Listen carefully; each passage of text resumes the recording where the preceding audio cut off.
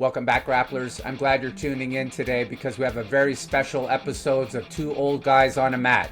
Today's episode is all about staying sharp, strong, and on the mats for the long haul.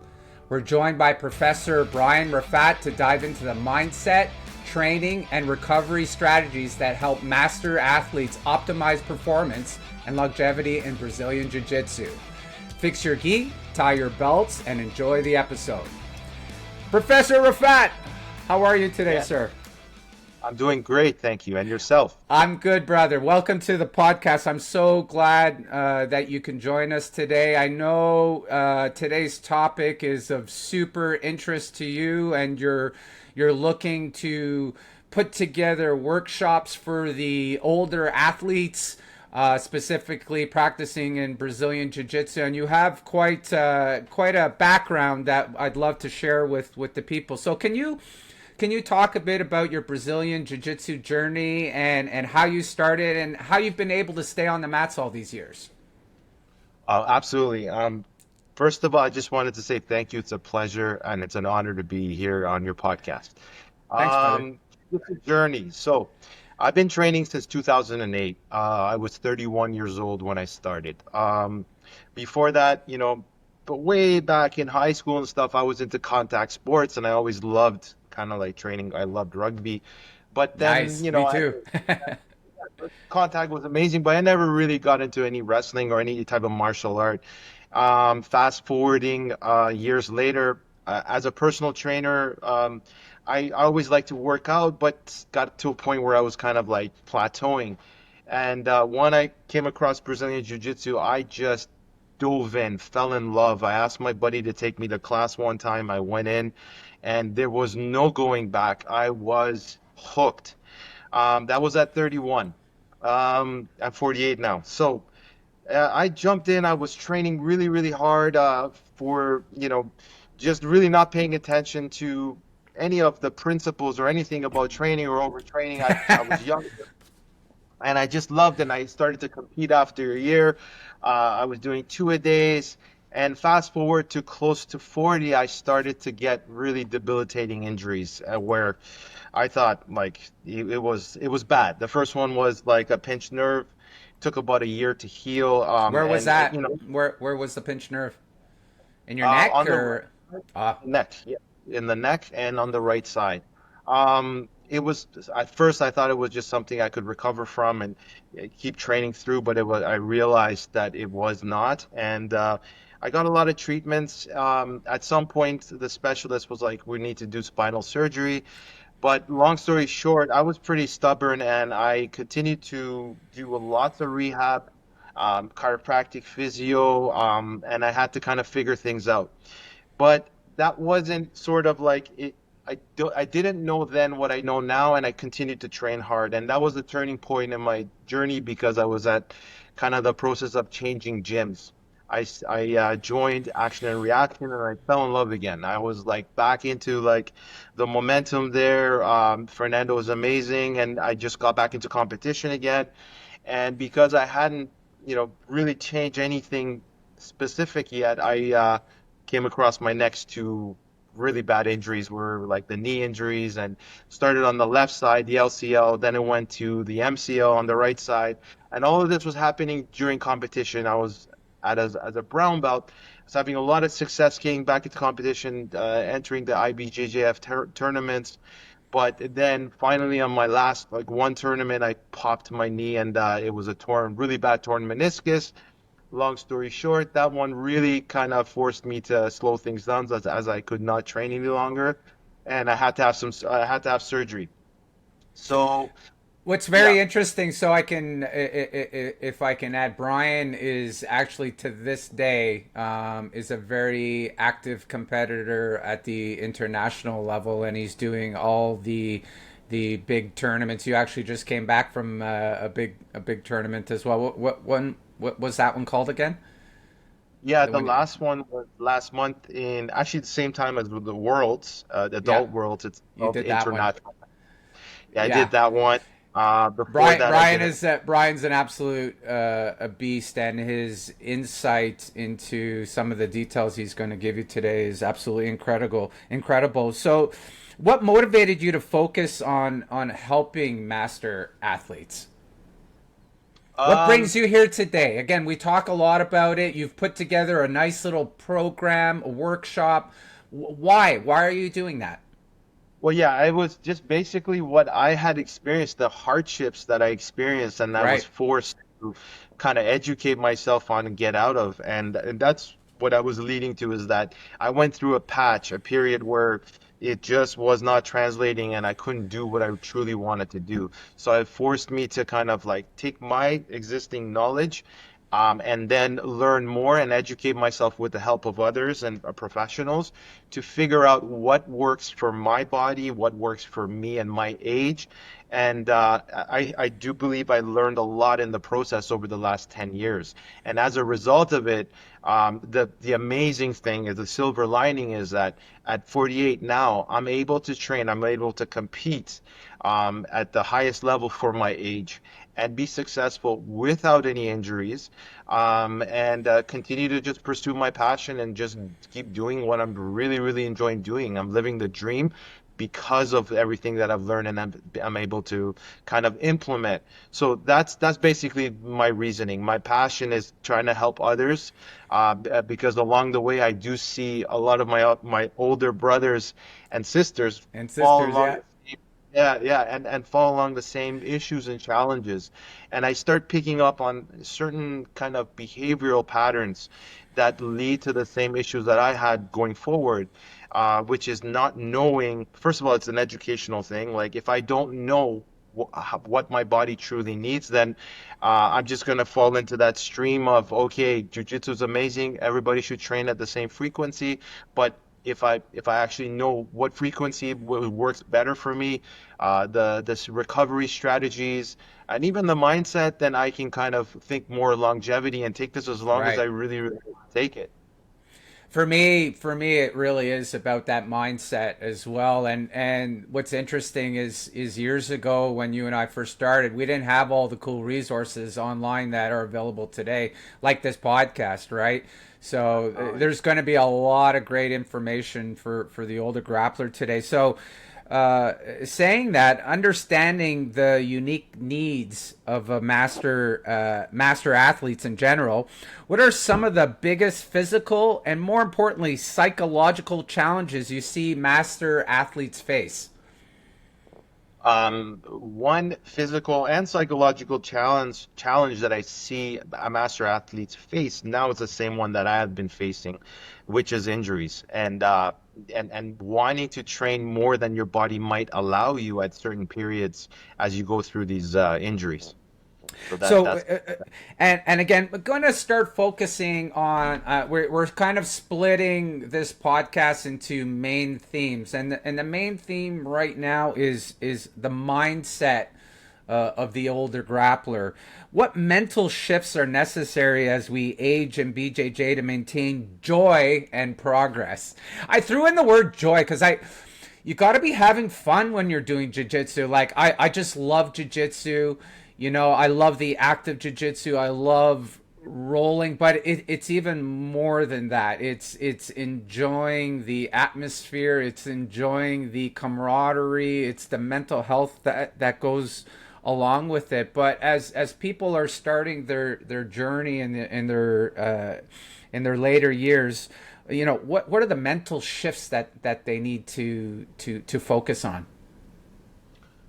I think it's a loaded question, but it's one that we can kind of You would think systematically it's go. obvious, right? Like you think, oh, you just go in and you train. But when you're in your 40s or 50s, you're not just going in the gym and just training. You have to have especially when half the gym are full of killer 17-year-olds, 20-year-olds, and that. Like what are some of the strategies you know they should have from a mental Um, perspective? Being versatile, being resilient, and being very specific with what, like, being emotionally aware of what it is that about jujitsu that you really enjoy, or about your journey in jujitsu that you enjoy. So whether that be competition or being able to just continue to train on the mats and get the rush and high that all of us get, being very specific with what that is so that you can do everything as correct as possible for yourself to be able to continue to enjoy and get that level of fulfillment. But that's not as easy as one, two, three, right? And that's where the challenge comes into play because you're also in a pool with many other younger athletes and other people that you are, in one sense, you are all in it in the same way, Yeah. but it's confusing because you can train at the same time as them, as much as them, and might not be able to continue because of a setback or because of how your body is.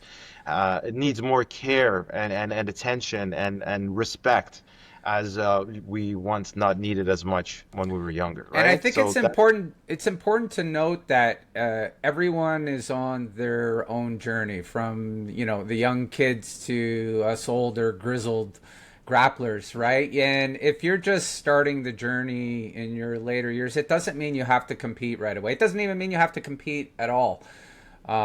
I think it's recommended that you at least expose yourself to a competition in the later belts or at some point so that you understand what it will feel like against, again, you sign up to the appropriate tournament with your age category and size and so on and so forth, but it's important to state it's not mandatory to do the tournaments. Everyone is there for their own personal journey.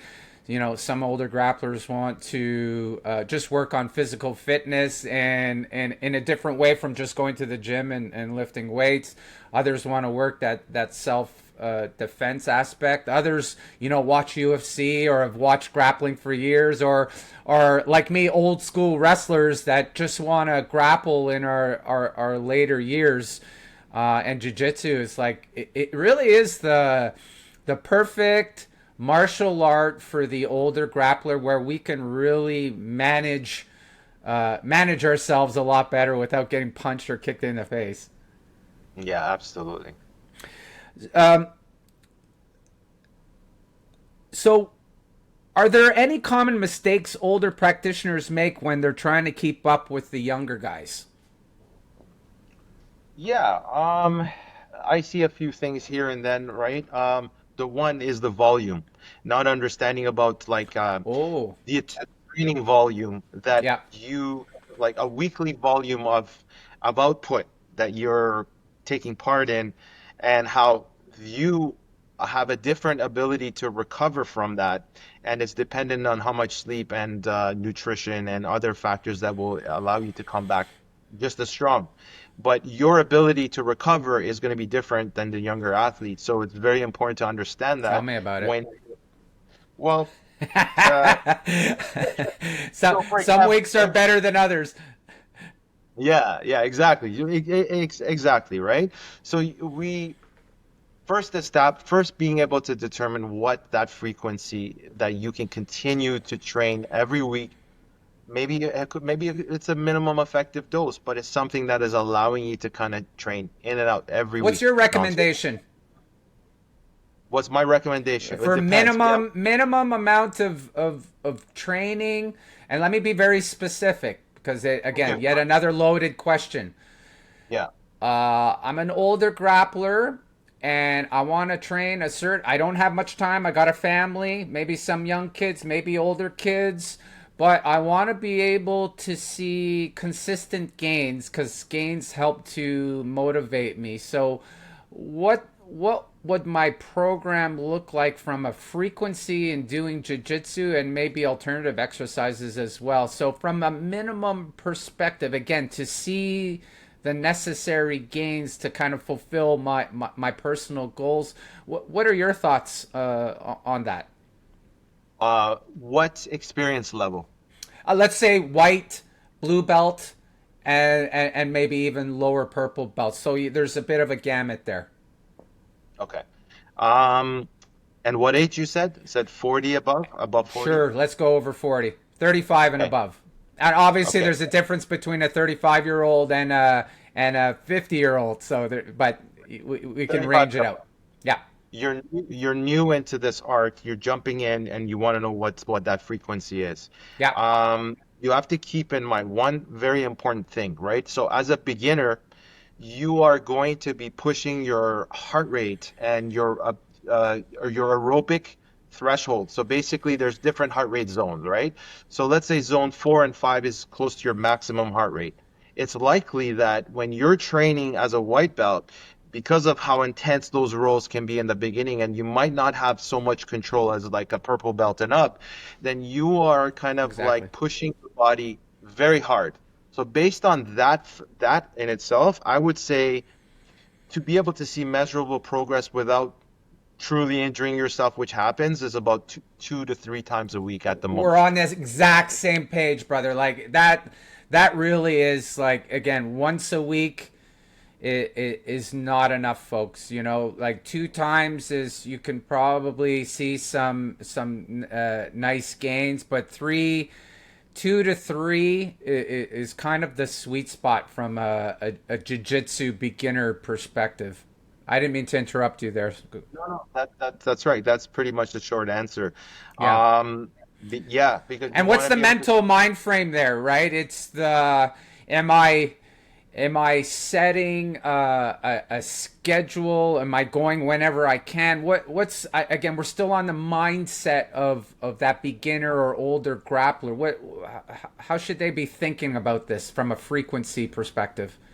It would have to fit within their schedule, obviously, right? So consistency is key. So if I would prefer for that person to be more consistent with their schedule than random, because Right. random is this is one common issue I see with a lot of people that are training is that depending on their life and how busy they are or work and stuff, they might try to kind of like cram in a lot of training for 2, 3 weeks straight, and then you won't see them for another 2 weeks. And that maybe Right. depends. And your body needs to be familiar with that stress that you're kind of adapting from, right? So if you're going pretty like pretty regular. Tuesday, Thursday, and Saturday, your body starts to adapt easier, as opposed to like if you're kind of like just going on random schedule and pushing 2, 3 weeks, 4 times a week, but then all of a sudden you go to once because you're injured. That's your body becomes unfamiliar with that, and that's how things happen. That's how your body like you tend to get less. You adapt less. Right. Does that make sense? Like in Oh, it terms of makes injury. perfect sense. It's the people that are completely all over the place. I find I find they will burn themselves out, or they won't get into the habit. We humans are creatures of habit. So the more that you can build that habit and schedule, the easier it is, because then you're going to get those days, right, Brian, that you don't feel like training, right? You just, yeah, you had a miserable day, or you're not feeling right, but it's Tuesday and you normally train Tuesday. But you better go, because that's your habit, that's your schedule. And I'm telling you, from my experience, and it's probably the same with you, is those are the best days. The days that you kind of you didn't feel like going, but you force yourself to go, and then you do it, and you feel absolutely wonderful that you actually performed and did it. Yeah, absolutely right. And I'll add to that. I think knowing what that frequency is important because if you do that type of thinking can either get you in trouble or you're doing the right thing and you're going to feel good. If like let's say for example you're doing 4 times a week and you're doing that every week and that may be a little bit too much for you, more often than not, you're going to get that feeling of I don't feel like going. But if you go, don't listen to yourself and go, that can lead into problems. So it comes back to knowing what that right frequency for you is, and then when you don't feel like going and you're really trying to stick to that frequency, then that makes a difference, right? So it's really variable to are you at the right dose? Are you taking part of the right dose for yourself? And in the beginning, I would say that 2 to 3 times a week is important because you're not going to run the mileage to a point where now you're frustrated because you're slightly overtrained and now it's no longer fun, or it's going to lead to you going for 2, 3 weeks straight, and then you might not make the connections, but you sort of demotivated as a result of you kind of not really having a proper schedule, Right. or how it can lead into injury.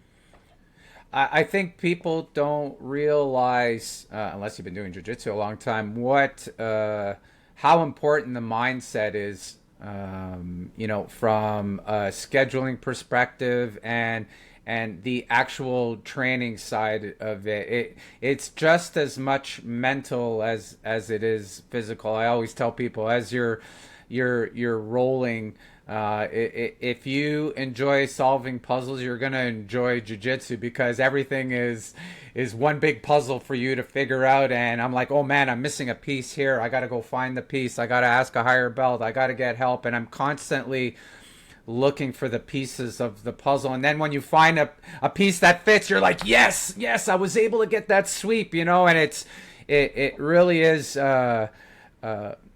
huge benefit physically and mentally. So on that front, have you ever faced burnout or plateauing as a master athlete? And what are some of the strategies you have to overcome those challenges? Yeah, plateauing.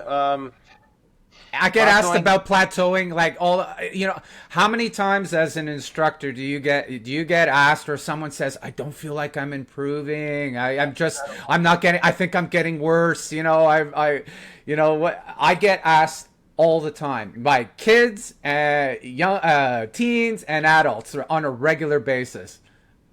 Yeah, yeah, yeah. I agree. That's the one thing I hear all the time, All right? the That's why I time. try tell my students too, is because that's the most common thing you're going to hear is I feel like I'm not improving or plateauing, right? Um, Plateauing it comes, I think, from a place where you might not be seeing or you don't have enough ways to measure your progress, or Right. that maybe or you might not just realize that um, just like any cycle, but after a plateau comes growth, right? That might be just necessary, right? So I go back to what is the most important thing in terms of your journey, which goes back to longevity and consistency. Right. So if I'm in it long enough and healthy enough and injury free enough, I will get past this plateau. Right. But of course, if we break down plateaus in detail, it's the inability to want to try something different, or the lack of change in your approach in terms of your learning, or your your the work that you're doing in terms of the instructionals, or whatever guard or game that you're trying to learn. If you're doing the same thing, it may lead to, or your approach is the same in terms of how you're going to roll. If you're not changing the level of intensity day by day, or not relying on your go-to, those things all can lead to plateauing because you're just kind of like working on your A game, maybe, right? But Right. if that Well, makes you should sense, but always be self-analyzing anyway. You'll never improve unless you're analyzing yourself and what you're doing. I keep telling people as long as you show up to the gym, you're improving. The common answer I give, I don't know if you agree with this one, but yeah. is when they say I'm getting worse. I'm like, and they're training consistently, and they come to me. They say, "I'm getting worse." And I laugh and I say, you're not getting worse. You're just understanding the game more, and you're realizing how crappy your game is. So you're you're actually getting better by that self analysis and seeing more holes in your game, and that's actually it's a method of improvement, understanding it's like why can't I get that half guard thing. And it's as you said, you if you're actively thinking about improving any aspect of your game, whether it's physicality or specific positions, you're improving. And I think the famous line, Brian, is, and you can attest to this because we've been around a long time. A black belt is just a white belt that doesn't quit. That's right. Yeah, We I agree just with keep that.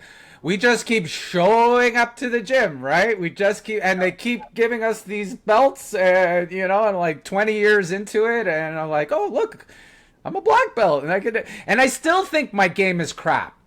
I still, Yeah. to this day, I am not satisfied with my game. And again, that's the mental challenge. That's the mindset. I'm not frustrated by it. It gives me the excitement to go to the gym and work on something. Yeah, absolutely. And I know you're Absolutely. always working on something. Yeah, always working on something. You gotta be, right? But I just remembered something about plateauing or the mindset Go. of someone who thinks they're plateauing. A couple of years ago, I read a book on building confidence, right? Within like sports, right? Who Forgot the reads name of the book. books? What is Yeah, that? but Reading it was books? important to me because it was like the mindset of competition. But Yeah, yeah. this one really kind of like delivered the message, right? In terms of like anything. So if you want to be able to measure your progress over time and maybe not overanalyze the fact that you might be plateauing or not.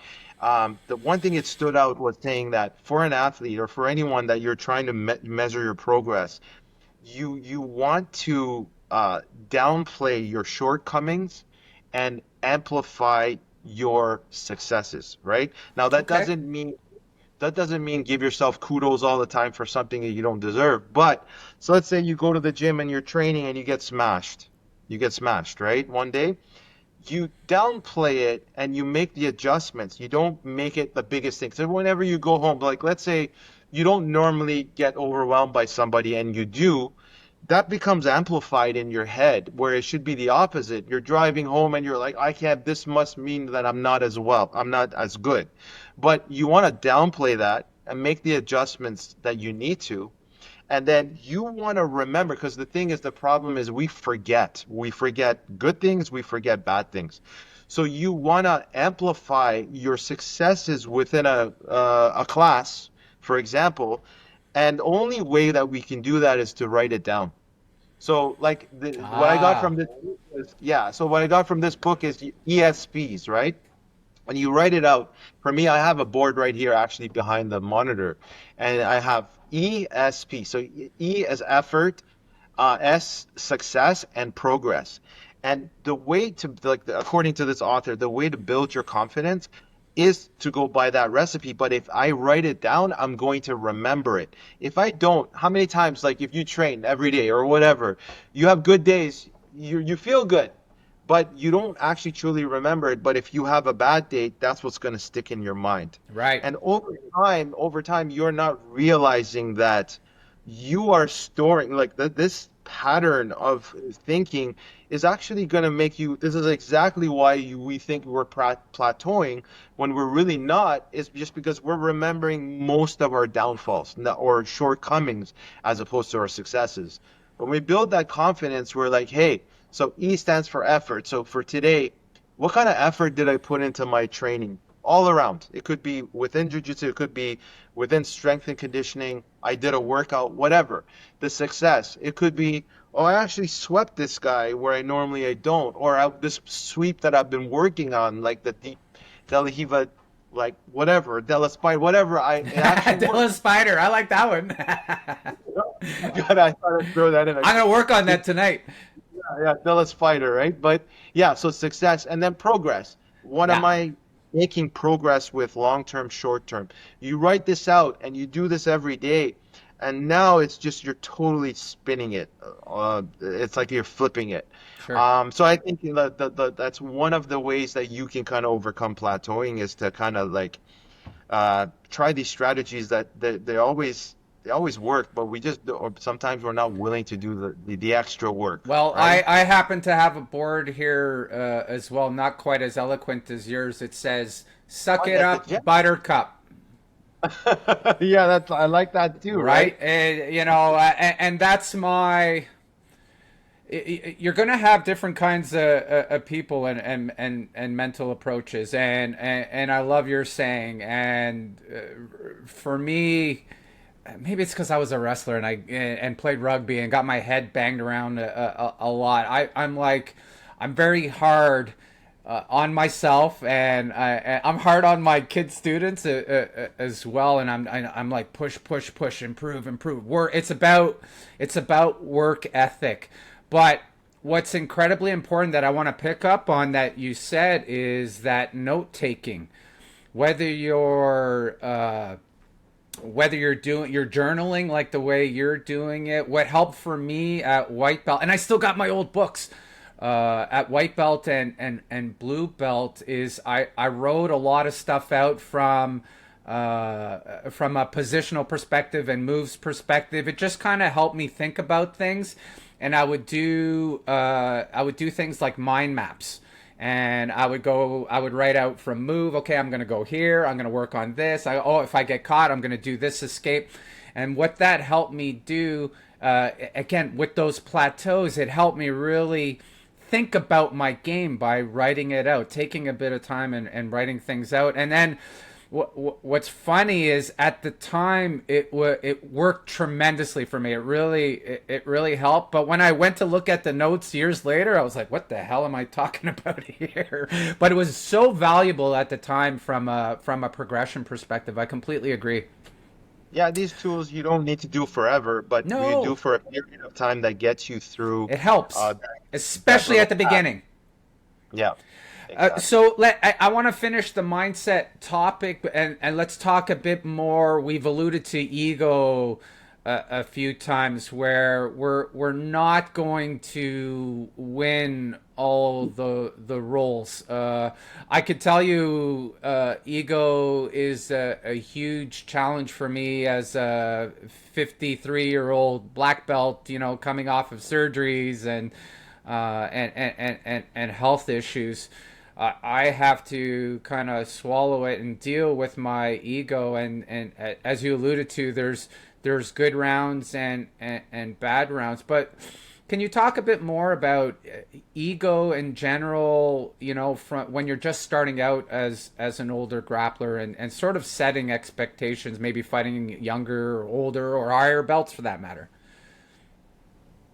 Yeah, I mean, it's like You don't you have to know, win every round, right? I think that's the that's key something thing. I tell my students. I love what I love the saying is that if you're in to win every battle, it's a wrong way of thinking. You're not in to win every battle. Jiu-jitsu is not winning every battle, right? So that I think that relates to ego because winning every battle is um, fulfilling the ego, right? Maybe it's So about redefining battles and understanding jiu-jitsu is a bunch of micro battles. So, you're fighting a young kid, let's say, that's going 100 miles an hour, and let's say he gets side control.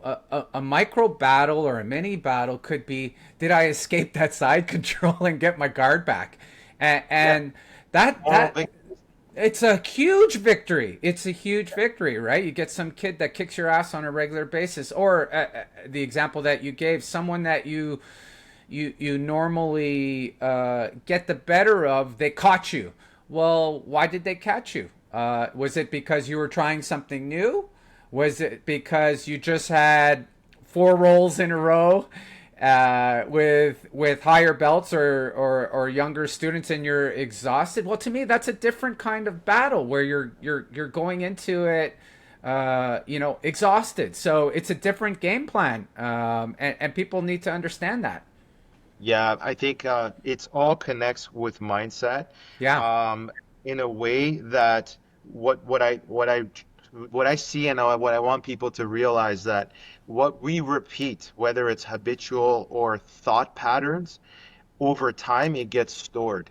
So if you want to do something that's opposing to the way that you normally think, so like ego is very strong with me and I want to change that, I got to do the work. And the mental work has to do with if I start to magically become someone who is taking a loss of any kind, and seeing a loss as a learning opportunity. You know, you hear Yes. this a lot, you hear it on Instagram, but if I don't actually apply this every day and gamify every loss or mini loss Well said. as a positive, then I can't now store it in a way where I can kind of like see the magic in everything that ultimately will allow me to lead into success at any level, at any point.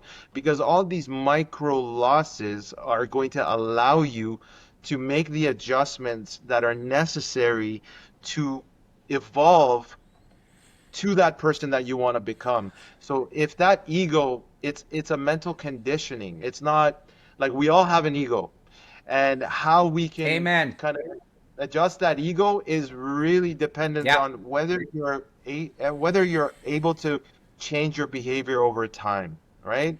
I think my first professor, I think he conditioned me to have that mindset where it was, I call it inward and outward thinking, right? So, outward thinking, you are always thinking about the circumstances, you are always thinking about lack of control, you are victimizing yourself. I know you Right. hear this a lot, right?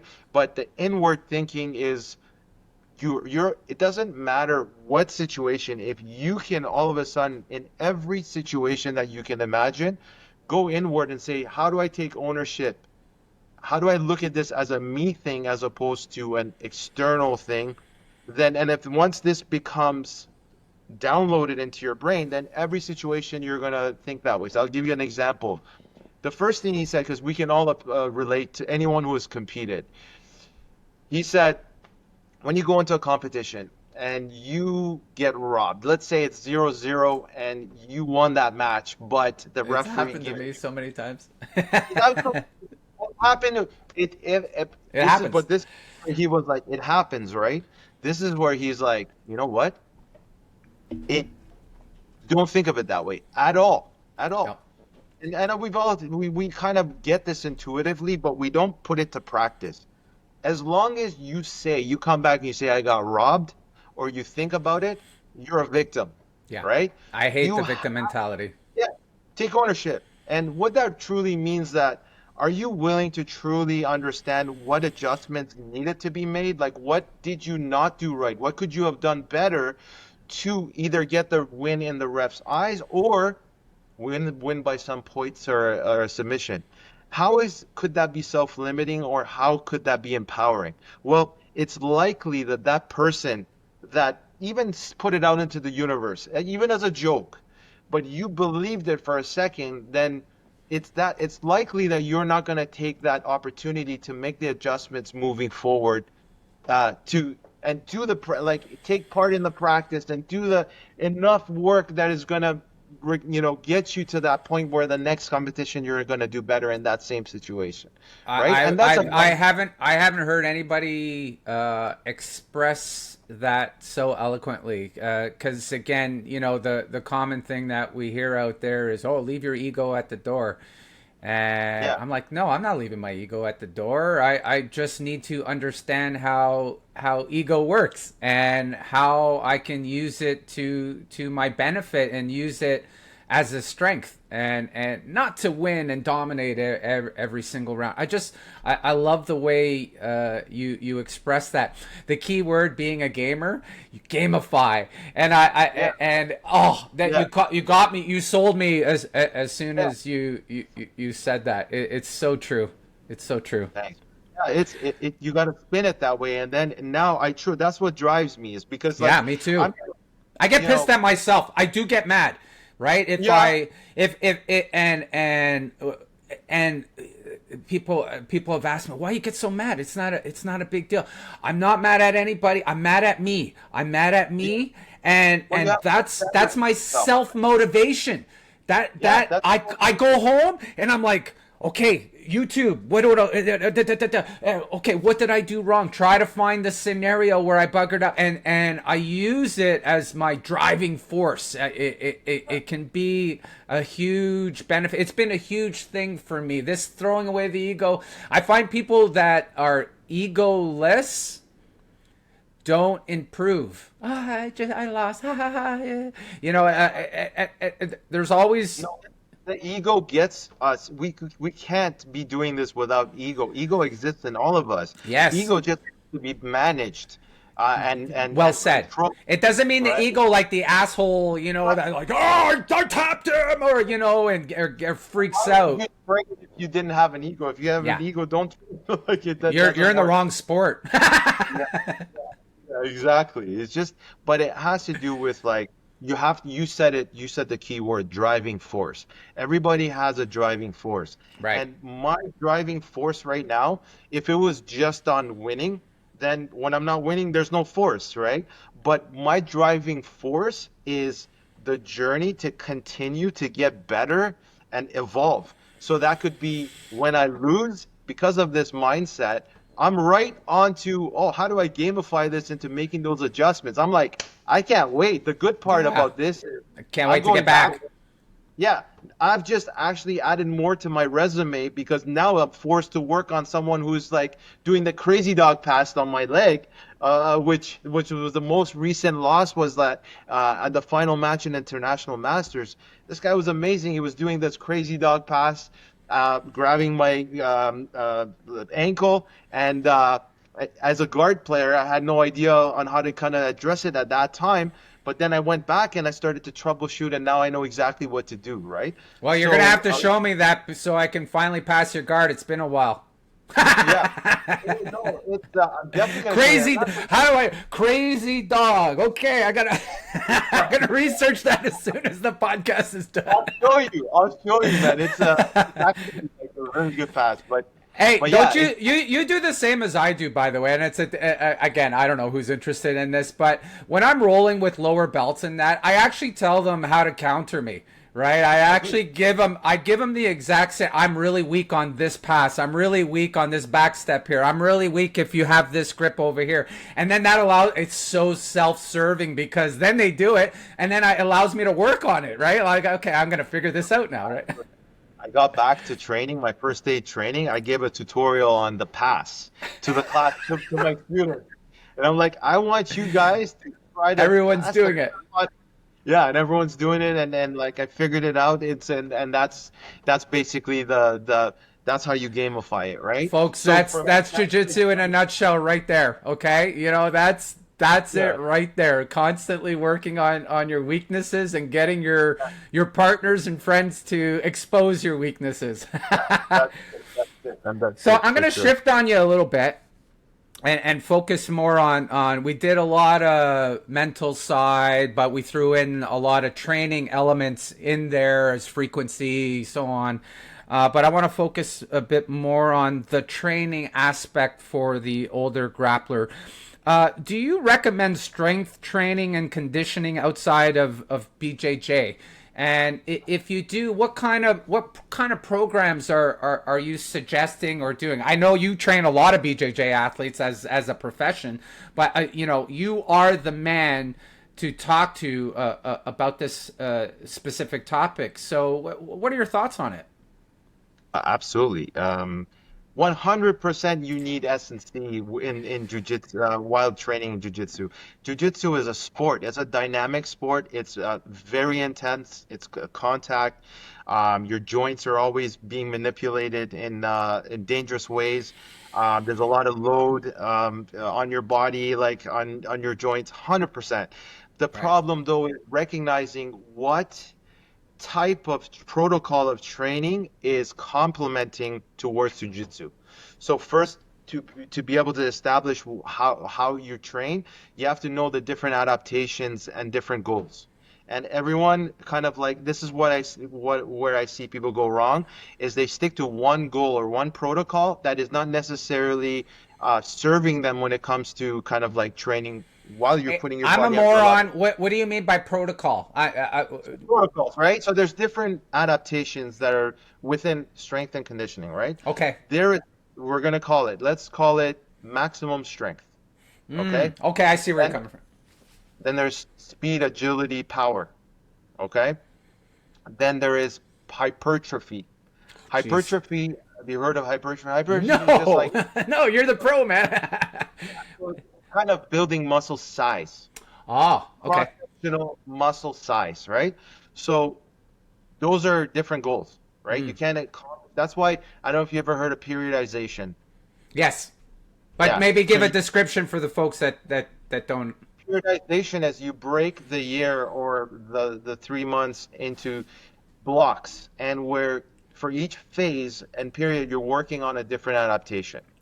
Now you can have undulating ones where that you can work on within a week, different goals at the same time. It's pretty flexible, but periodization means that you can't build on each adaptation or protocol without, because there has to be some you have to repeat, and there has to be some what's the word, repetition in terms of what you're doing, right? So for example, if I'm working on maximal strength, I don't want to be doing reps to the point of failure, but I do want to be lifting, like for example, what's a compound movement that's going to build strength and keep your body pretty durable and resilient? I'll ask you. I Give have me a no compound freaking clue. I deadlift. Right? squat. That's where you see like what are very commonly done for jiu-jitsu athletes, right? But so a deadlift, if it's not something that I want to do to the point of failure, do Right. 15, 12 reps. If I do that, I'm going to stress my muscles to a point where I create delayed muscle soreness, and I'm going to grow. But if I do that, let's say I get close to 80% of what my one rep max is something that you can lift as heavy as you can once, right? So 80% of it, but I only do it like 6 times, then my body is going to benefit from me doing that lift, especially when it's proper, and I can repeat that a couple of times a week. I'm not overdoing it. My joints aren't going to be too inflamed. I'm going to take part in that adaptation response because it's frequent, like maybe 2 to 3 times a week. And then I'm going to see the gains. I'm going to make those gains, right? Does that make sense? Right? So the Absolutely. problem, but what do you see that's more common? There's only one protocol, the hypertrophy protocol, that is so popular. What does that mean? You go in the gym and you do bench presses and you do like 4 sets and you really fatigue your muscles, and then you do a chest flies. And then you go and do some squats, but then you also do some lunges. That's more of a hypertrophy protocol. And when you do that, that just doesn't match well with jujitsu because your body's already having to recover from jujitsu. And so if you're overdoing it and now your muscles are sore and they're inflamed and they need time to recover, then that's actually causing, it's not causing performance enhancement.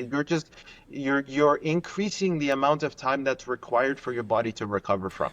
So break it down for me a little bit so I understand it because I'm guilty of the latter, but when you're saying focus on how many exercises are you recommending for a particular session of these compound exercises? Is there a specific number that you aim for, or is it dependent? It depends on what phase and what protocol, right? But for Okay. example, I'll just actually go back to jujitsu. What is it that we need as an aging athlete, right? So the first thing we need is strength, right? Yep. But strength, not so we can kind of bench press someone and like strength, because strength allows us to be always in good posture, right? So if my body's in alignment, good posture is when my spine is neutral. Let's say in any different position, if I am on top trying to pass and someone is grabbing my lapel and I need to be dynamic, I need good posture. If I keep good posture, I can pass better Got it. and I can cut better. Everything involves you having good posture. Like you are required to have good posture in any sport. So, for example, if I do my squats with good form, if I have good mobility, if I can, my technique is good, then that's going to translate onto jujitsu, right? So strength will allow you to maintain good posture. I'll give you an example. Doing a split squat or doing a squat works on alignment, works on the muscles that are involved in the whole kinetic chain, allowing you to have good posture. So I can that's tell you the basically. squats and good posture definitely help when I'm picking up someone from when I'm in their clothes guard.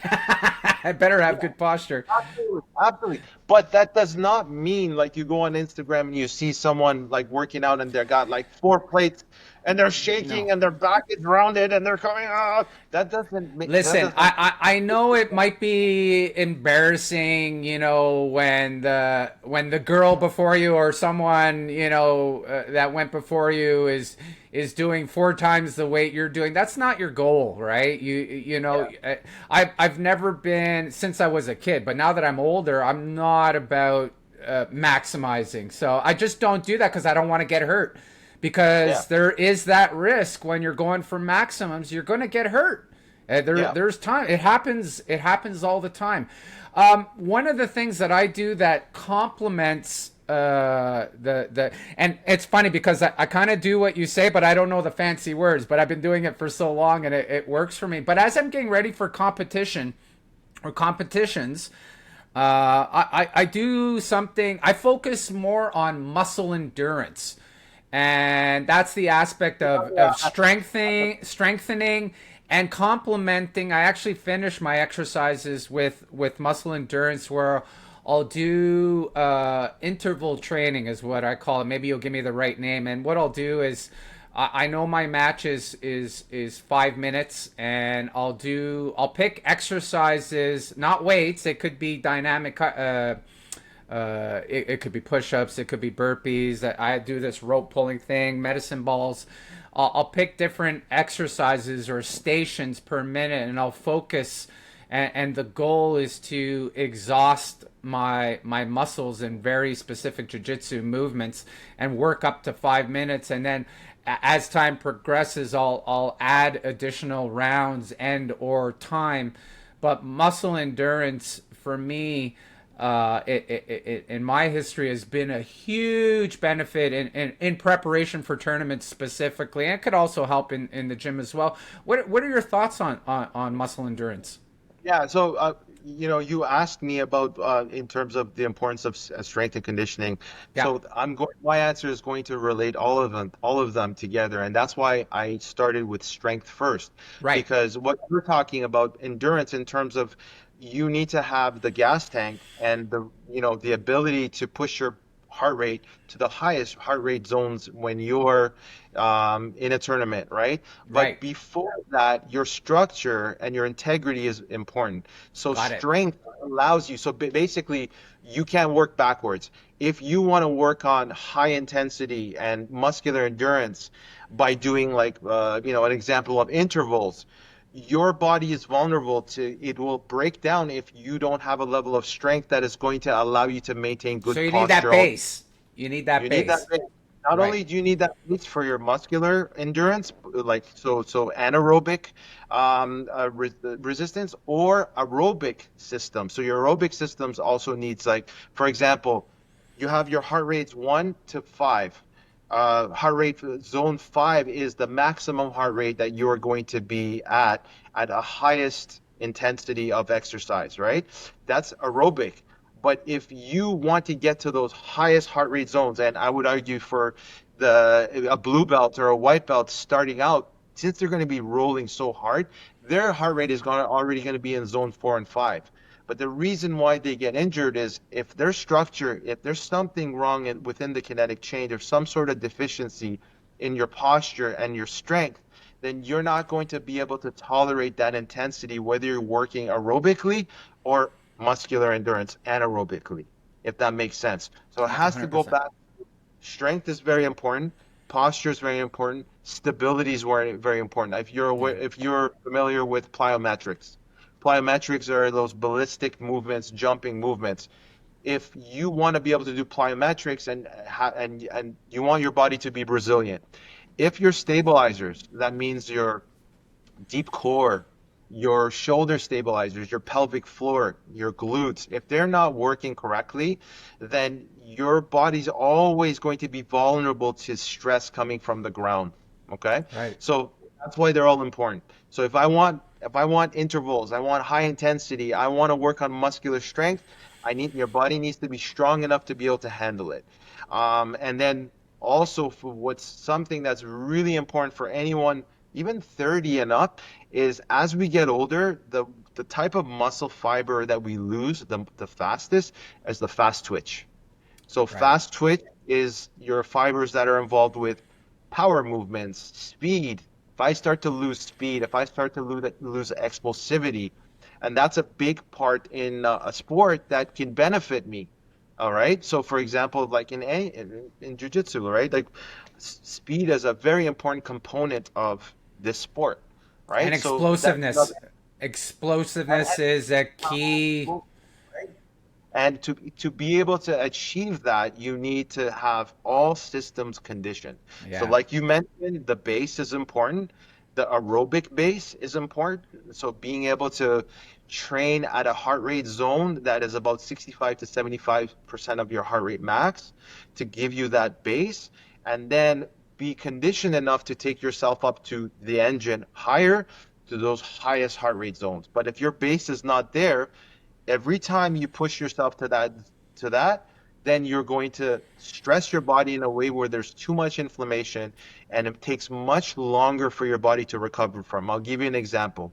Professional athletes train in this type of ratio. About 80% of their training, specific training like jujitsu training, is going to be done in zone 2, which is 65 to 75%.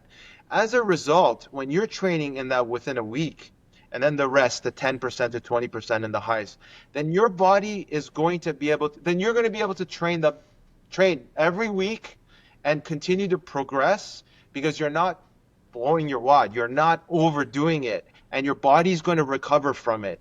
So, but then if you compare it to someone that is like, you know, someone starting out in the first 2 years, the ratio is kind of lopsided. Most of their training is done in zones 3, 4, and 5. Right. Okay, if a beginner is going into every class, no matter how much you're going to tell them to relax, they're going to be in fight or flight. So every Yeah. time they're training, they're heart rate training zones. If they don't have that aerobic base, if they don't train regularly in that zone 2, if they don't have that maximal strength down because they're doing the wrong protocol. Hypertrophy, they go in the gym and they're doing a lot of bench presses and a lot of squats. So they look big, but they don't have that aerobic conditioning and that muscular endurance that you're talking I about. love when those big weightlifting guys come to the gym, and then And they there's a see reason why they they stop. they yeah. And they see the old man in the nogi, and they're like, "And I'm gonna beat up that old guy over there." Meanwhile, I'm in a little old black belt, and you fold them up. I love that. Right? Um, you know what, folks? There's a lot of information on this topic. If you're interested in more details, put a comment under the video, and maybe we can invite Professor back, and we can break down things into even more details because I feel, and with your enthusiasm in describing things, we're just scratching the surface on this topic.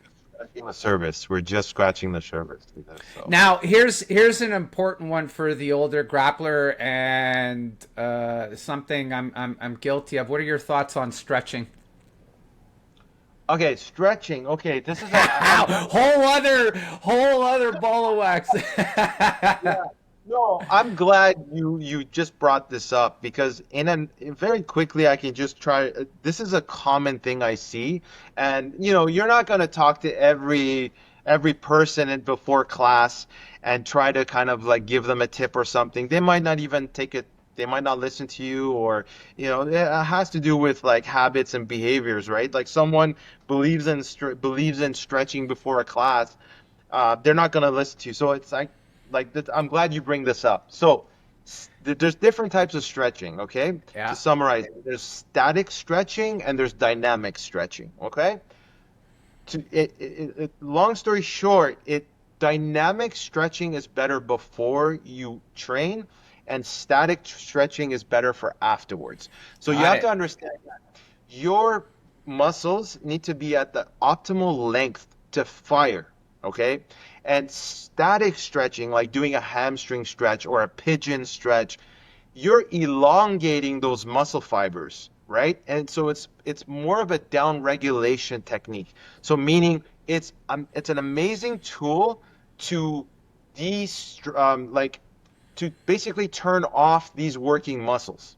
Okay, to Okay. so to so for example, muscles have been shortened for such a long period of time during activation, and now they're tense and they're overactive. When I stretch these fibers, I'm going to bring them back to an optimal length. Okay, so it's great for recovery. It's great. I mean, again, I don't like to talk in absolutes. So right now I'm saying this is the end all be all. It's not like that. Based on what I've learned, it's a tool that may be good for recovery because you are elongating these muscles, right? And you are turning them off, deactivating them. So when I see somebody doing a pigeon stretch or a hamstring stretch before class, I feel like I do feel like it is a bit of a mistake because what you're doing now is you're turning off these working muscles, right? Okay.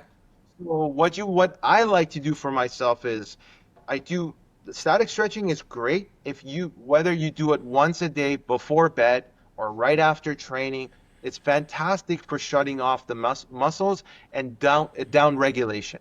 Okay, it's a form of down regulation. Why is Right. this important? This all goes back to muscle tension and the autonomic state that you're in. So for example, if you are working, training, you are in the sympathetic state. Muscles are tight and you need to downregulate and turn them off so that your body is more relaxed again. Muscles are more relaxed because of that yin and yang. If you're always tight, muscles become too overactive and then they start to compensate and now you're moving in dysfunctional movement patterns. So Make give sense? me some examples of the dynamic stretching that you're alluding to. What should people be doing before the class starts? Call it the stretching before the warm up kind of thing. Right. So I'll basically talk about what I do, and this is goes on to another one of my principles, and it's rituals. I feel like rituals are so beneficial and helpful. What I do is a combination of, and I don't even have to think about it because now it's a habit. I'll start with jumping jacks, and I'll do jacks like I do jumping jacks, clap jacks, crisscross jacks, power skips. These are all movements that are dynamic and they're just elevating my heart rate. They're improving mobility, but dynamically, right? And they're increasing my temperature, core temperature. After that, then I go into dynamic stretches. Dynamic stretches could be a lunge. It could be a reverse lunge where you reach up your arms, sort of like a yoga movement where I'm instilling a stretch in my body, but through movement. Scorpions is a great one for jujitsu because again, you want your entire posterior chain warmed up and loosened up, and you want to activate certain muscles. So when you go through a movement, not only are you stretching per se, because some of these muscles are kind of like changing their length tension kind of relationship, and you're also activating and turning on certain muscles, right? So scorpions, I'll do some glute bridges or hip extensions. 90-90. Have you seen the 90-90 where Yeah. you go one way? That's a huge one for jujitsu is because Get everything is the on the hips. floor and we need our hip mobility. So to be able to kind of like make your body more familiar with these movements, you are all of a sudden turning on your central nervous system and everything is being primed, right? So I do the same thing all the time. And I feel like if this is something that is underutilized, like you go to a class and you see it to a 20-year-old just sit there for the whole time until class starts. That's great, and they can get away with it. They Yeah. sort of can get away with it. Not everyone can, I don't think anyone can truly get away with it because 9 out of 10 times you may be fine, but that one time that you don't do these things, that's another reason why you're going to get injured. And now, if this becomes habitual and if this is ritualistic, you don't need to think about it. It doesn't take any brain energy and it's going to save you. And if you think about how less and less things make you injured, think about your productivity. Think about it, how many times, how much more frequency you're going to get that relates back to your longevity or your rate of improvement and all that stuff, right? So it just goes back to like just having some sort of warm up routine that makes sense. It has this It has a dynamic stretching. It has some sort of aerobic aspect. It has muscle activation, kind of a couple of exercises just to kind of prime the central nervous system to be like, hey, there's blood flow. My brain is now sending a message to my muscles. Everything is working. We're good, you know, Wow. stuff like that. That I've never heard anybody say that, and differentiate like that. And again, you've got the science to kind of back up what you're saying. I'm gonna have to look into. I know you're supposed to stretch after you train. That I would say that's one area I'm completely guilty of. I kind of, when the practice is done, I go home and have a nice shower and then relax. And I think there's probably some huge benefits in shutting down those muscles and further preventing injury in the future. Huge benefit, and the Yeah. benefit comes as it compounds, right? So Right. it's not something you see. It's delayed gratification, right? You're not gonna feel it if you do it one day, but if you find a way to make it habitual, within 6 months, within 3 months, you're a different athlete. You're a different person.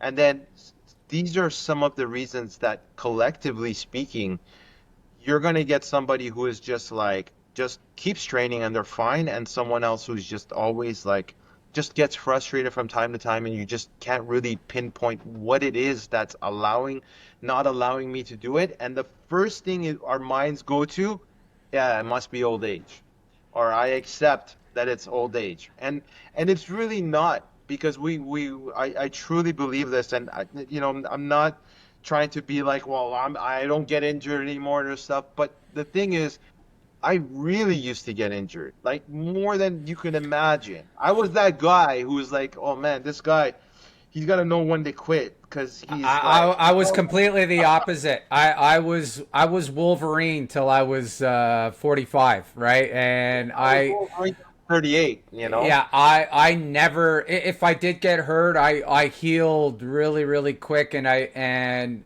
at 46, 47 is when the serious stuff started to happen to me. And I'm like, wait a second, I've never had to deal with this my whole life, and I've had to transform. So everyone's completely different, but these Yeah, you're right. Yeah, but these everyone. stretching routines that you're talking about, I should say stretching warm up routines Yeah, are really key. And what I love when I'm talking to you is you understand the science behind what's going on. And as you're talking, I'm going, yeah, I'm doing that, and I didn't realize I'm doing the right thing. It's just because I've been doing, coming from wrestling, taekwondo, and I think taekwondo is guilty of a lot of the stretching before the class kind of stuff. But in wrestling, we didn't really. It was all stretching. Warm up was all movement based, right? We yeah, just had to make sure that very routine, like very repetitive, and it would hit every muscle combination to get them going on. And like you said, warm up the body, get the heart going. And it's funny, in my teen class, I had a parent ask me, how come in some classes they take 10, 15 minutes at the beginning of class to stretch the kids, and it's a judo thing as well. And parents have asked me, well, why didn't you do that? I go, they don't need that. That's the last thing they need. What they need to do is warm up their body, warm up the muscles, so that we can use them. And it's nice that now I can back it up with some science with my friend Brian. I go, if you don't believe me, talk to Professor Brian. He'll explain to you why it should be done that way. important. But funny, in the 6 a.m. class, if you come to the class for the first 15 minutes, you would think it's a yoga class. Yeah, Every yeah. All the old guys are pigeon pose and there's like nine old guys doing like Pilates, and then you see one kid just sitting there. yeah. I do Wait, I'll go into the pigeon pose just so I can talk shit. You know what I mean? It's more socializing for me than actually. But then I jump up and do my now, after our conversation, you're gonna do the pigeon pose after. after. I definitely have to. Yeah, yeah. You're gonna pick a different move to socialize with. So, yeah. But Okay. One. Okay, so let's shift topics. Although I think stretching is part of it. You've already alluded to stretching after your training session. Let's talk about recovery specifically. Is there more that you do post training session? You do your little stretch after training. What else do you do? What's your sort of routine afterwards? And then we'll talk in generalities as well right after. Is there specific stuff, like do you go home and pound back a protein shake, or what? What are your thoughts on that? Listen, I think we would be here all day if you want to know all my little routines of afterwards. There's a lot I do, man. I'm basically, you can call me a hacker, right? So there's tons, but I'll tell you this. I'll break down the most important things. Recovery, the true definition of the recovery is dependent on two pillars. It's nutrition and sleep. I mean, you can do all kinds of stuff. You can do massage, you can do acupuncture, you can do foam rolling, but nothing has the same effect on your body's ability to recover than nutrition and what that means in terms of the things that I'll kind of break it down, and then sleep. But before that, I'm just gonna highlight what the main thing about recovery. I'm gonna ask you the term, is this true or false? Uh, Outwork your opponent. Would you say this is a true statement by working harder During the roll or before? in general? You've heard the In term. general, and you're probably going to make me look bad here, but my whole motto in life is to outwork, put in the work, train longer, harder than my potential opponent. So it's really outworking, and Oh, that's just my mental thing. And then when I'm actually rolling, not as much on the outworking. For while I'm rolling, it's more about outsmarting. But in general, it's yeah, in general, broadly speaking, and this is, I'm glad yeah, you're saying this. We can break it down because it very relates to honest. right? So it relates to recovery. So what if that person that you're outworking by working harder, right? Um, has the ability to recover faster from you. So then if I'm working more than I should be, then will that won't make me better No, because I have that recovery is really influenced and dependent on what else you have going on in your life, right? sure, So you have a few things that are very important that are going to determine how much recovery you're going to have. You have something called the bucket of stress, the allostatic load. Okay, so that's family stress, there's work stress. All these things are equivalent in terms of the amount of fatigue they cause because there's no mind and body, it's one. So mental stress, physical stress, we're all going to cause a physiological stress, right?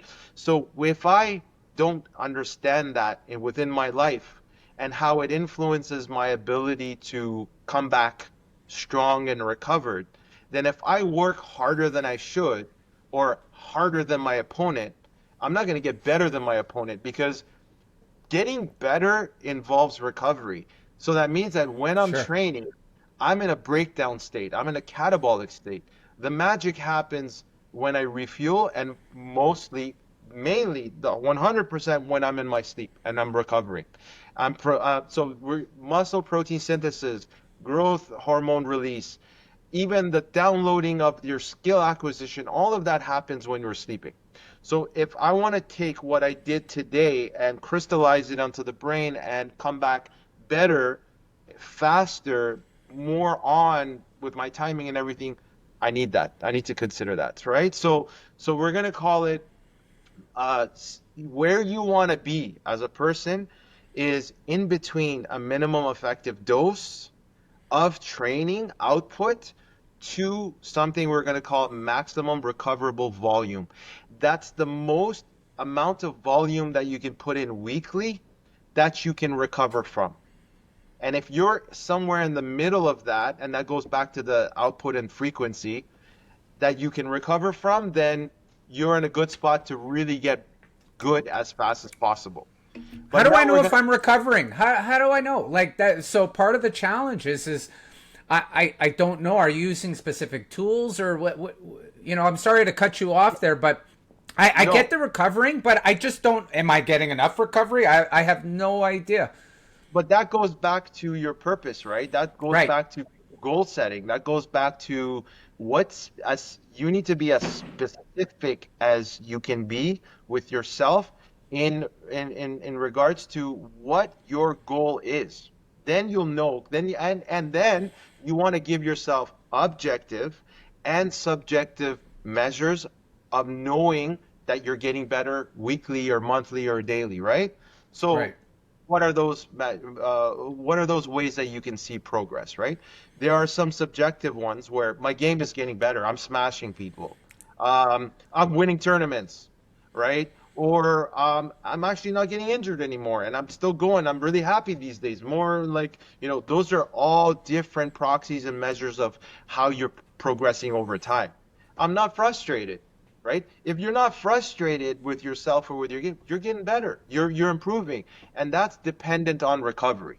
So going back to recovery, if I want you, you need to figure out that if all these things want to be a nice check mark, your recovery measures have to be adequate, right? So nobody can tell me that they want to train 4 times a week and they also want to do 2 S&C sessions a week, but they don't need more than 5 hours of sleep.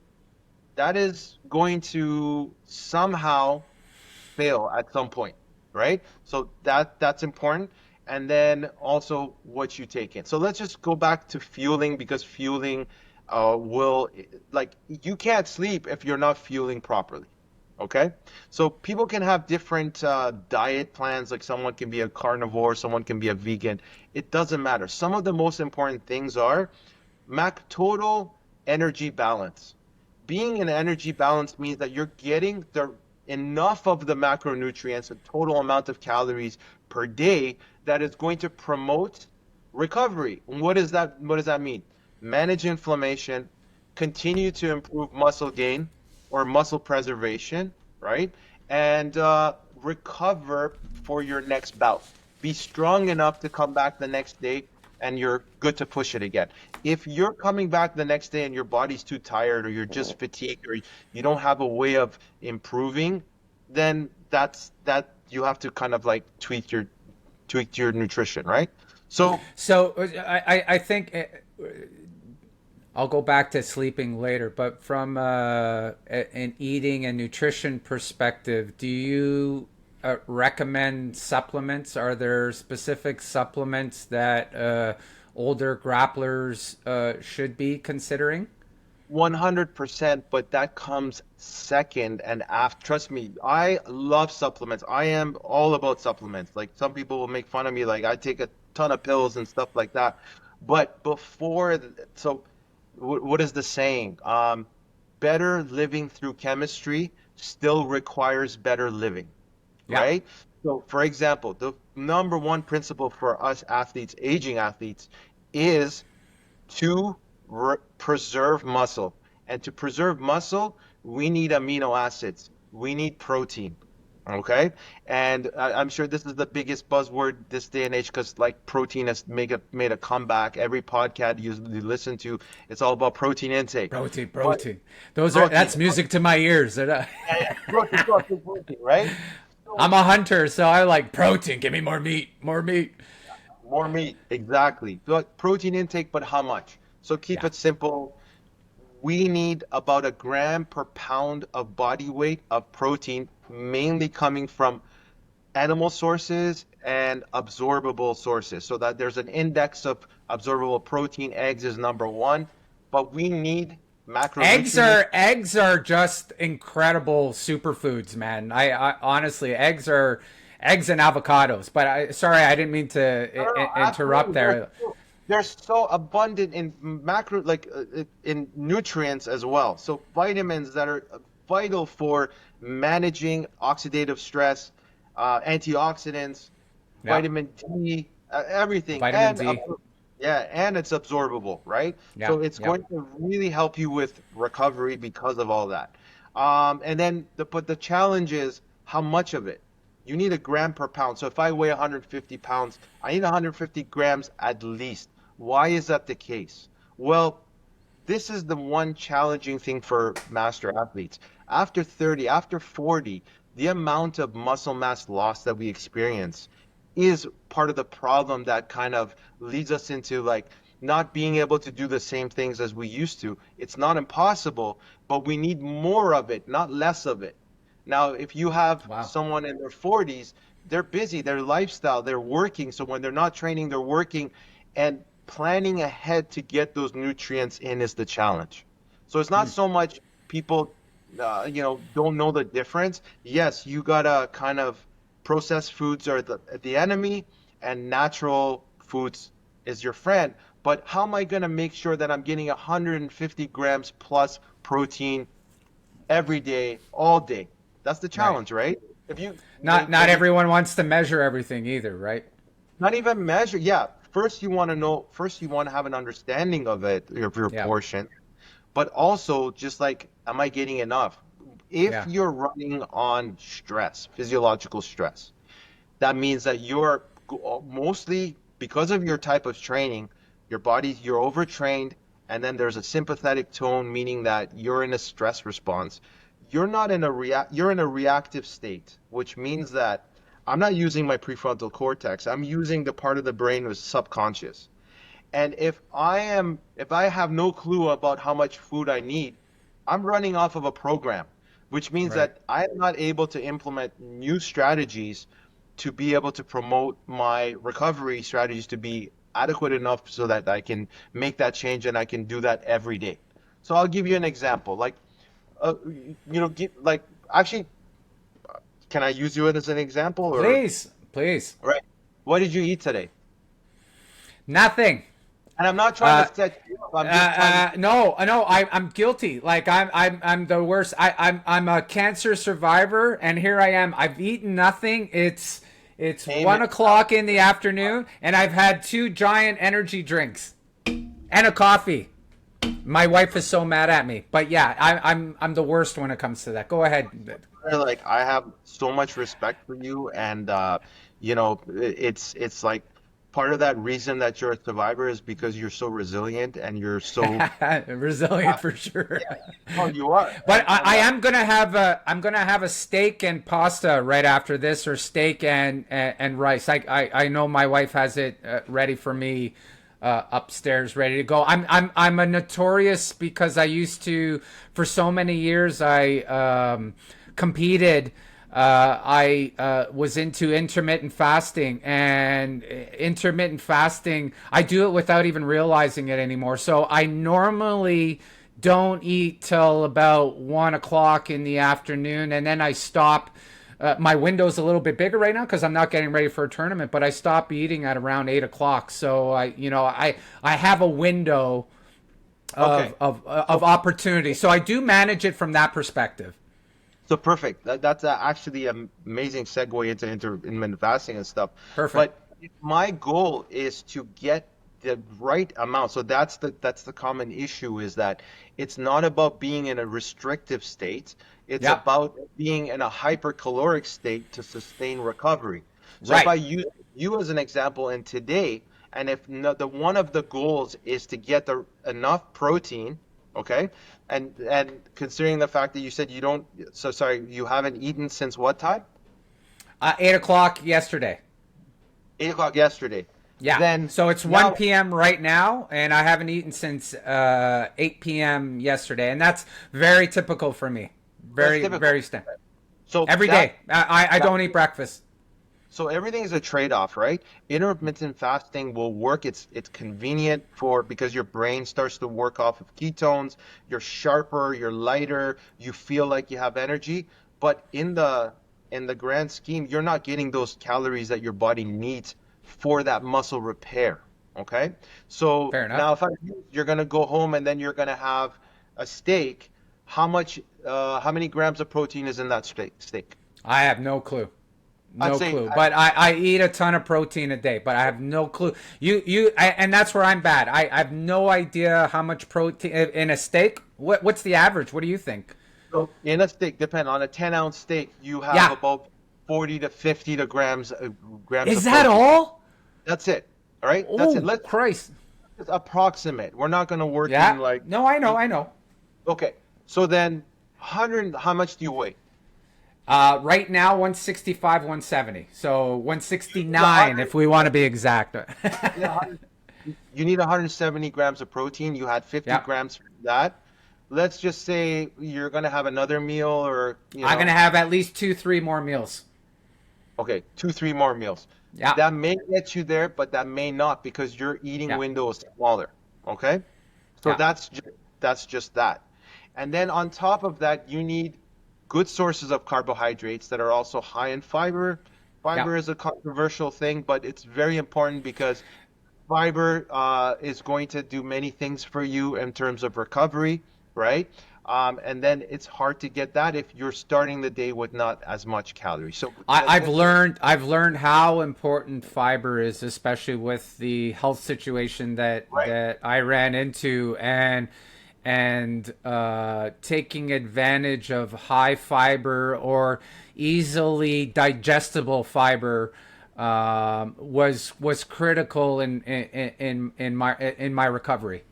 It was absolutely. quite shocking. I really didn't think very much. I'm very bad on the nutrition and sleeping front. If I had to pick a weakness in my whole jiu-jitsu life, especially Brazil, especially when I was wrestling growing up, it was amazing what I was able to achieve early in the season. But by the end of a wrestling season, I was in that starvation state for such an extended period of time. And back in the 80s and early 90s, we had no information on proper nutrition. So I was in a starvation state so the second half of my seasons in wrestling, where I was kicking ass the first half, the second half is I would fall apart physically. And Yeah. as I get older, I try to make sure I eat a lot healthier. Especially before, I should be all the time, but especially before a tournament, I manage what I'm eating. I'm eating a lot healthier. I'm cutting all the crap out, if you know what I'm saying. Yeah. So Yeah. I know I'm not exactly answering your question. I'm a bad case study. Yeah. But I can tell you I will definitely get enough protein because I snack on meat products. Because I make them myself, so I have my sausage sticks and all kinds of stuff. So I Yeah. definitely get that. But I'm talking very about conscious about the protein. I just don't know how much protein I'm eating. I just keep eating it because I love it, right? yeah, yeah, exactly. But so going back to what someone needs, Please. it's very important, right? And you have to understand why. Um, our bodies are constantly turning over. Okay? They're Oh turning yeah. over. So your body is not the same in 3 months. It's a completely Yep. new Completely different. cells, right? Completely different, right? And your body uses amino acids as the building blocks, right? Right. But at the same time, we also need energy coming from carbohydrates and fats. Good fats play a It huge doesn't role as come from energy drinks? What do you it mean? does, It says energy drinks. It's a it doesn't come from fat or energy drinks, right?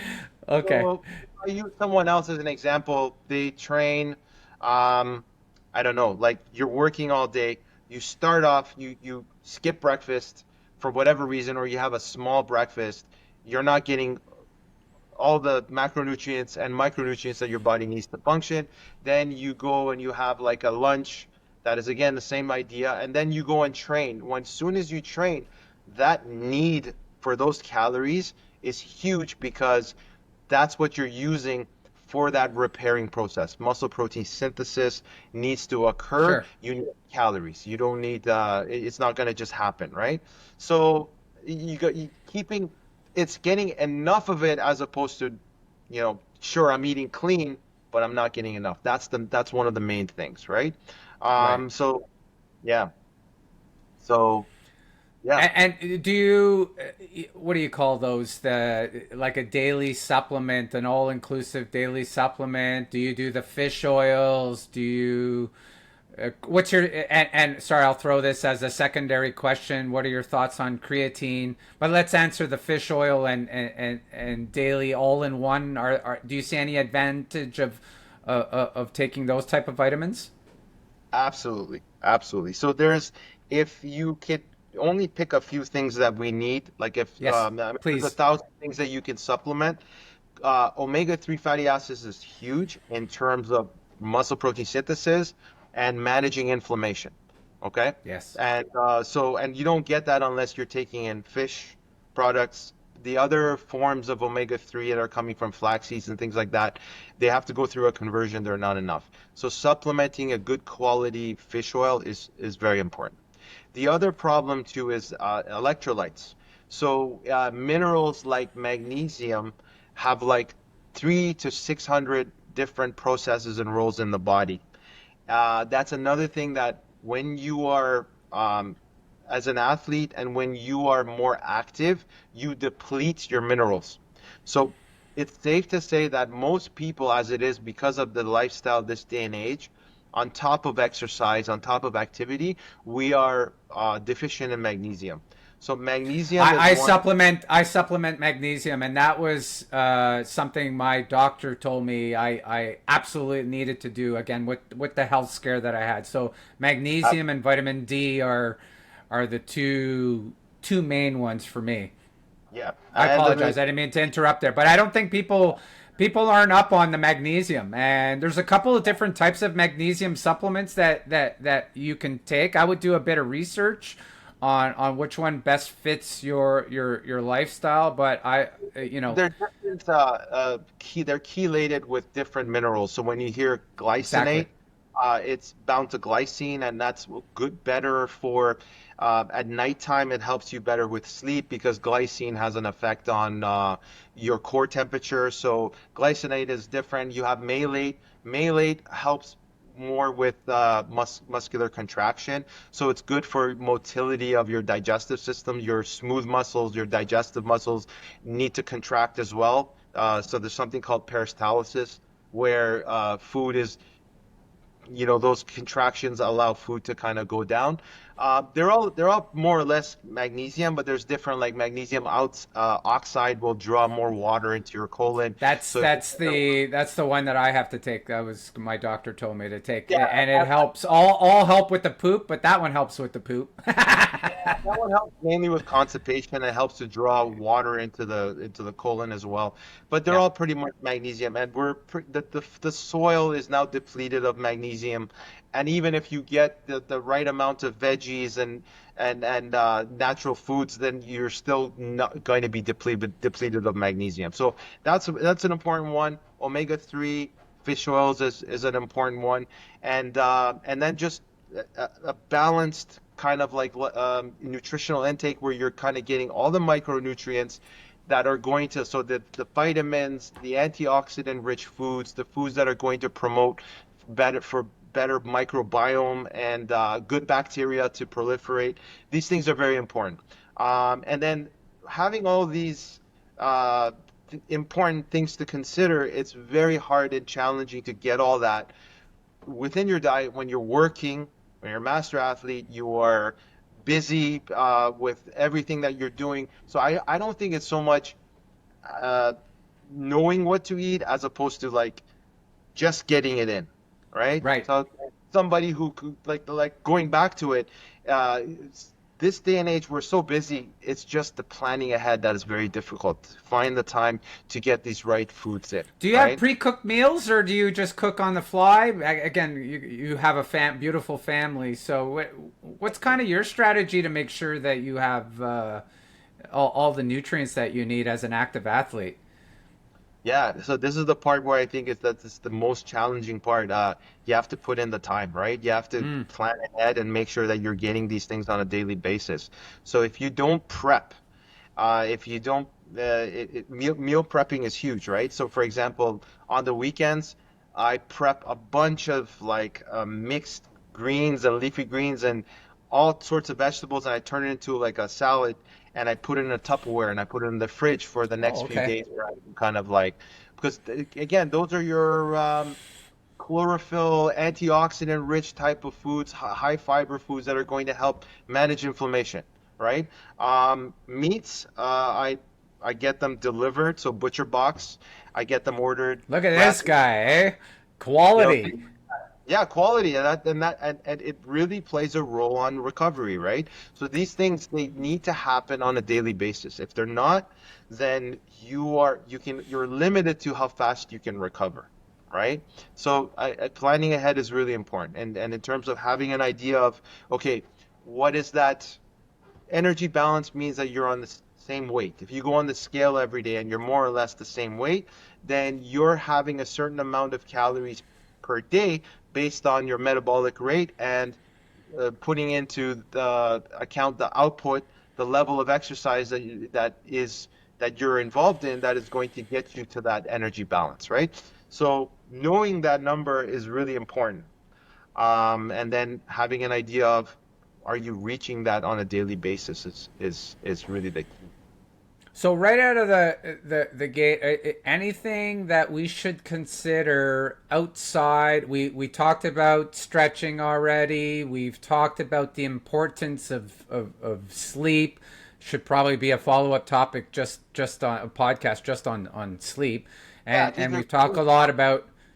Yeah, it's a huge one, and one I don't even want to debate with you, but I actually learn a lot more. And there's definitely, I know that you use a sleep app that you follow very very closely. You still using that sleep app? Do you still monitor how many hours you're sleeping, oh or? yeah, you're talking about the Whoop, right? Yeah, yeah, yeah, So yeah. this is like, I think honestly this day and age there's so many different technologies that are affordable that are going to give you an objective measure of whether you're recovering or not. Because Right. I mean, this is like iWatch on steroids, right? It's giving, I'm telling you, like the most important valuable tool right now is heart rate variability. And heart rate variability is a number that is variable. It changes day by day. And the higher this number, that means that the more parasympathetic you are, the more recovered you are, right? Right. So, and it's dependent on your heart rate. So the frequency of time in between each different heartbeat within a minute is variable. It changes, and it tells the story between your autonomic nervous system, so your parasympathetic and your sympathetic state. If you're more balanced, then this number is going to be higher, which means that you're able to tolerate more physiological stress that Wow. day. So, for example, if I trained really hard this week for the last couple of days, and then I wake up today and my heart rate variability is low, I'm going to get a lower recovery score. Mm. And this doesn't mean that I shouldn't train, but this means that now the emphasis and the goal now should be on recovery more than anything else. Wow. If I have this Okay. information, then I'm going to be able to follow a better framework for my everything that we just talked about in terms of, okay, what I need to focus on today that is going to get me recovered to the point where I can be back right to where I was and train hard as hard as I want to the next day, the next few days, and having this objective information day by day is going to give me an opportunity to kind of like make better choices, Right. right? So, and that, yeah, it measures your sleep, and your sleep is, if you have a way of seeing your sleep day by day, and you have this coach, this kind of like uh, gadget that is telling you should be doing this AI. Technology. Yeah, technology. This is Yeah. really, I think it's a beneficial tool. And this goes back to mindset. This goes back to actually changing your behavioral patterns because now you have a way to keep yourself honest and accountable. It's not everything, right? Because it is a form of technology. So this might sometimes be a one-off, right? But it's dependent on what you ate. It's telling you a story on how much you slept. So that number, that HRV score, it's influenced by these things that now I can no longer just kind of ignore just because I want to push through or just because I love jujitsu and I just want to. I don't care. I'm going to lean into hard things. So today might be the wrong day for you to go balls to the wall. Maybe I'm going to go to class and maybe I'm going to still kind of like, this is going to force you to kind of realize I can only take ownership for myself and my decisions. If I don't listen to it, I'm just emotional. I'm just trying to look, maybe get away. I just want to kind of use it as a de-stressing tool to go train hard, but it might not be the right Right. thing to do. And this is where it connects to everything. You want to be educated, or you want to really know your body in every way and relate nutrition, relate output, expenditure, relate your sleep, and make connect the dots so that you no longer have any excuses. You know what I mean? In terms Oh, of it's how, amazing. Great, great breakdown. And I really appreciate everything that you said. So I'd like to just sort of summarize because there's a lot to take in here, folks. There's yeah, a lot of, and again, I honestly, Brian, we're just scratching we the are. surface on this, and depending on the feedback from folks, we can decide if we want to do some more in-depth breakdowns for people. So if you guys have any questions, feel free to put them in the comments. We love that. That will not only will we answer them, it will help us decide, what the audience is actually looking for future videos and future discussions. Do you have some sort of summary statement as a whole? How can we encapsulate the older grappler experience from white belt to black belt? Do you have sort of any closing words on that? Put you on the Yeah, spot, eh? yeah, no, it's everything that we're talking about. In summary, mindset is important.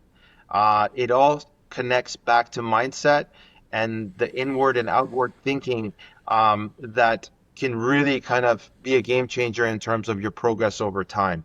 And then that is something that is like it's repeated over time. So I encourage everyone to, whether it's using tools like journaling or just using a SMART acronym for your goals, setting setting up different, be specific with what your purpose is, what drives you, and start there. Be very intentional with everything that you're planning on doing, especially in our stage in life, and then going to work on just you know just doing a little bit every day to educate yourself on these different principles and different sections of what it means uh, to improve.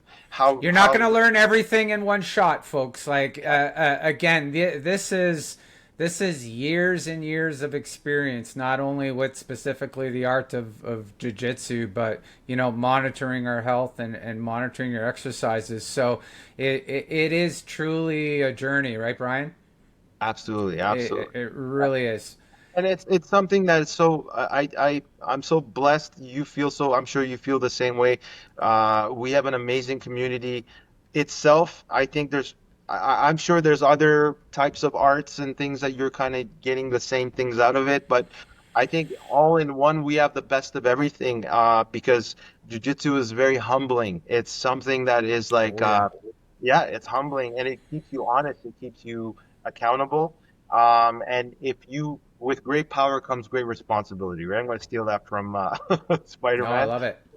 But it going back to the mindset, you be realistic with your goals, and then learn about your body because this is very much a sport. I know traditionally speaking it's an art, but it's very much a sport. And if you learn about your body and if you learn about these principles, then it'll allow you to really take this long term and be successful with it. And then part of a community.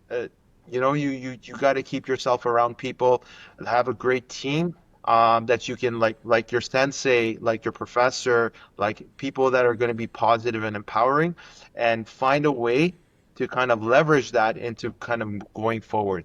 The information is out there.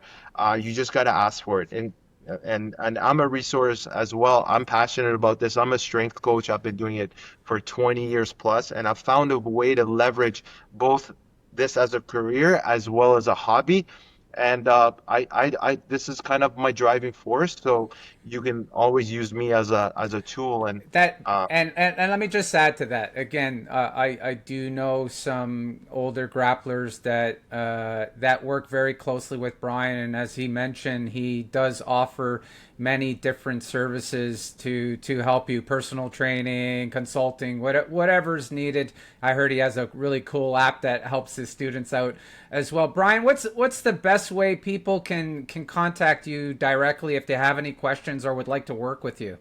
yeah, I would love that.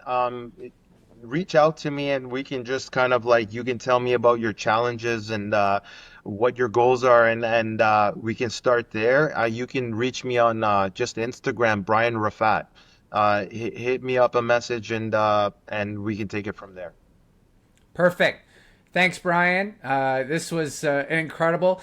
As always, I always try to aim for my podcasts to be short, but the conversation is so riveting, and you just want to let the ideas flow. Remember, folks, if you've made it this far, wow, you that's a ton of information.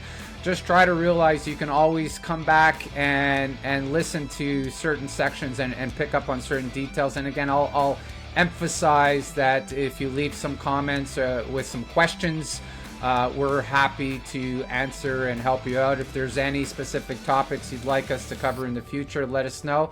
That said, I would really like for you to smash that like button because that really helps the channel a lot. And thanks for smash that button. Thanks for tuning in, folks. Professor, absolute pleasure. I hope I could talk to you all day.